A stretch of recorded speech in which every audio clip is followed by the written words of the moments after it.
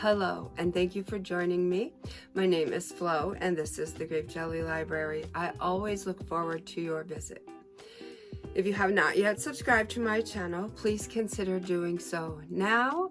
And also, before we get into this video, I would like to bring to your attention the book channel, Suey's Book Banter. She's a new channel. She started it in September, and I caught a video or two or three of hers now, and I have given her a subscribe. What caught my attention is she showed up in my feed, and her thumbnail said that she had over 2,000 plus books that she was going to give us a tour of. And so, heck yeah, I wanted to see that. And lo and behold, I became a fan of her channel. So perhaps she will be for you. Head on over to her channel and check her out for yourself. Okay, so the book that we're going to be reviewing today is a book that I have avoided at all costs, but many of you out there jumped on the bandwagon as soon as this book came out. October of 2021, I believe, and today is November, what's today? November 6th, 2022. All right, so I finally finished this book. It didn't take me very long to finish it, but I read about 8 to 9 books at a time, and so I didn't give it my full attention. But today was the day I finished it, and now I would like to share with you what I thought of this book. So I have this little ballerina girl hanging around in my library. She just sits on a shelf and stares at me over right there in that corner. So I thought, you know what can we do with her? She's awfully adorable. So I thought, when a book is Oscar, we're going to say this is an Oscar. When a book is Oscar worthy, then she's going to come down off the shelf and make an appearance. And so at the end of this video, I will tell you if she is going to reveal herself or not. So we'll just keep her handy until that moment comes. All right, so the book that we're reviewing is StoryTeller by Grohl. I'm just going to put this out there. You know, we all have our own likes and dislikes, and that's what makes each and every one of us awesome. The variety and the diversity. So myself, which was weird, not being a Nirvana fan or a Foo Fighters fan, I could not even tell you one song that the Foo Fighters sing. Normally, that would not apply to whether or not I would read the story of your life, because autobiographies and memoirs and biographies are my thing. I just gobble them up. I love them. But for some reason, I just kept, overlooking this book. It would show itself along my travels for a little over a year, but I ran into it yet again, and I said, you know what, this book keeps crossing my path, keeps calling me. There has to be some sort of hidden message within the pages that it's trying to reveal to me, but I'm just too stubborn to let that happen. So let's just read it and see if there is something that is supposed to be revealed to me. Okay, so now the plot thickens. All right, so in the truth of not being a fan, I can appreciate a person and a person's life's work, regardless of of a preference of, I don't have to approve what somebody does in order to like that person. Do you know what I'm saying? So I don't have to like the music in order to like the man. And I absolutely 100% like this man. He is kind-hearted, and he seems gentle and easygoing, and he seems, I don't want to use the word fragile, But he seems naive when he started out, obviously, but and that would play a big factor in his demeanor, as far as just being easygoing. So yeah, fearless, I want to say. Fragile, we're going to use that word, fragile but fearless. He's unknowing, but he's willing to take chances. So I loved his mother's, you know, we all want good things for our children, and I loved his mother's perspective on the situation when he decided that he was going to quit school and seek a career as a musician. She said to him, well, don't half-ass it, give it your all. I liked that tremendously. That shows me she had 100% faith in her child.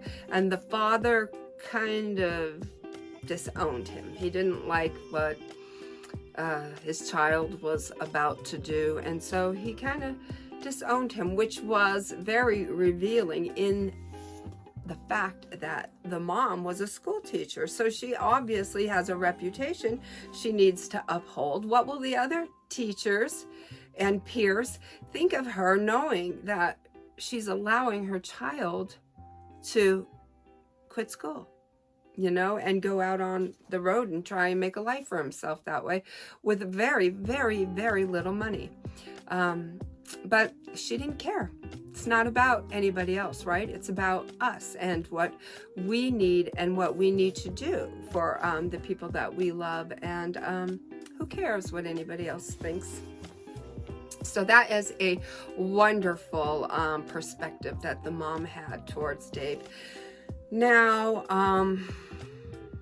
I should say years later, the father recanted and established a relationship with his son once again. So that was pretty cool.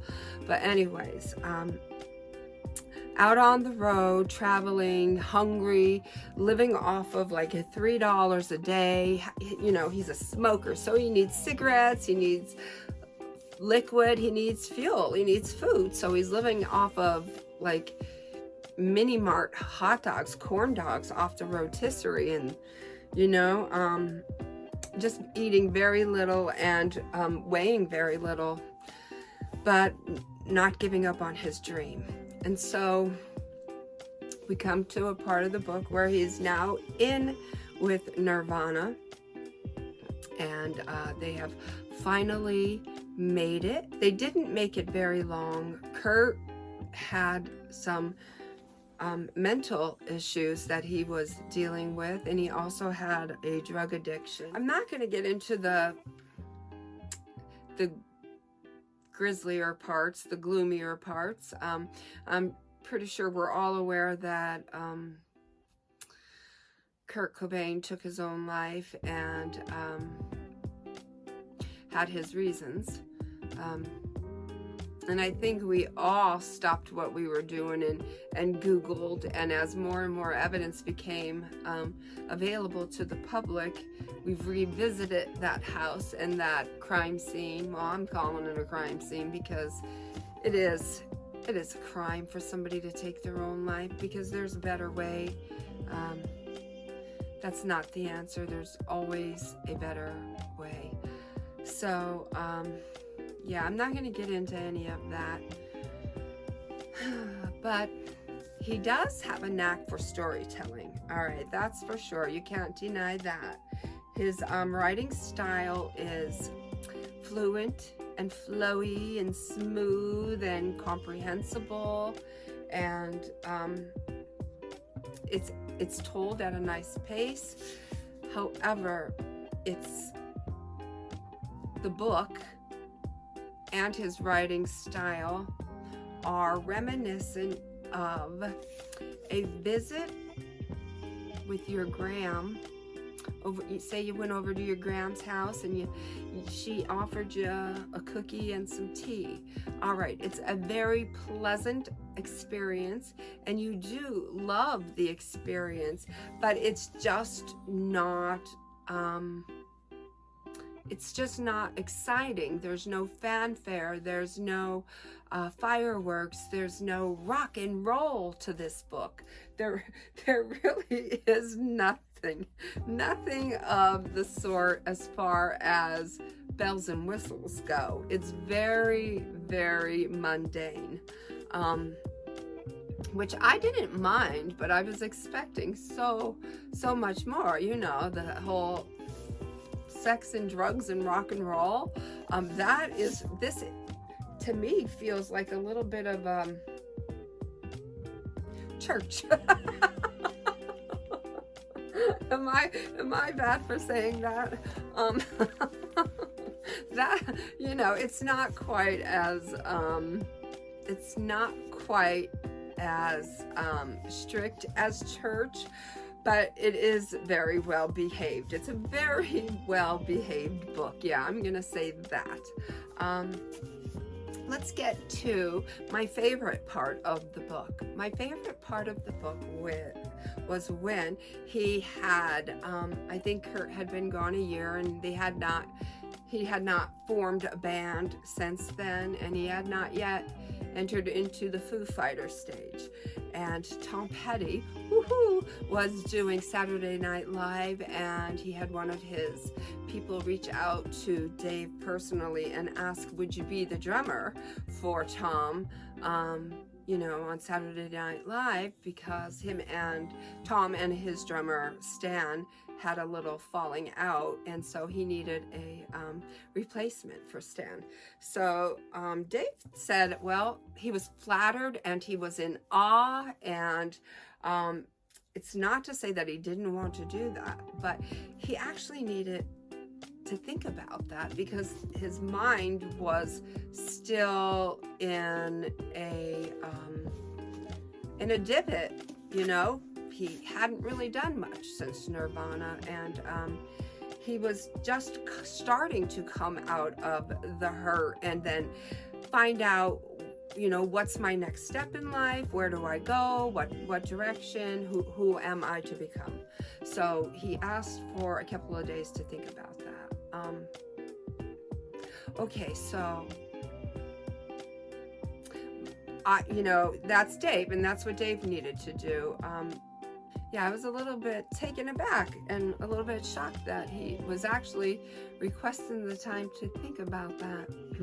So I had to step back and, you know, put myself in that position, because I want to say, I don't know, but I want to say that, you know, there was nothing to think about, absolutely, because if there's anything that's going to propel me into the direction to, you know, where I am supposed to go or who I am to become, what better opportunity than, you know, than that. So that was my favorite part of the book. Now, and does that tell you anything? That if that was the most exciting thing in the book to happen for me, then yeah, but still in all, great book. I really should shut up because I guess I have just given the answer as to whether this ballerina is going to, I guess I have given the answer as to whether this Oscar is going to reveal itself or not. So let's just get that part out of the way. Is this book Oscar worthy? Yay or nay? So we kind of know that it is not. It is not. It's a wonderful book, and it is worthy of a read, and it is wonderfully told, and he's a great guy. And would I pick this book up and read it again. Yes. So now let's get to the final question to this book and this review. Was there a hidden message in this book for me? No. No, not one single thing. No, I couldn't even make something up just to satisfy, you know, that haunting feeling that I had ever since the book came out, that it was trying to tell me something. It didn't tell me anything. It had nothing to reveal. So maybe it was, I don't know. Maybe somewhere down the line, something will happen and I'll reflect back on this book at a certain incident that happened in his life that might pertain to where I am at that moment in time. And then I'll get a takeaway from it. But as of now, no. And that's okay.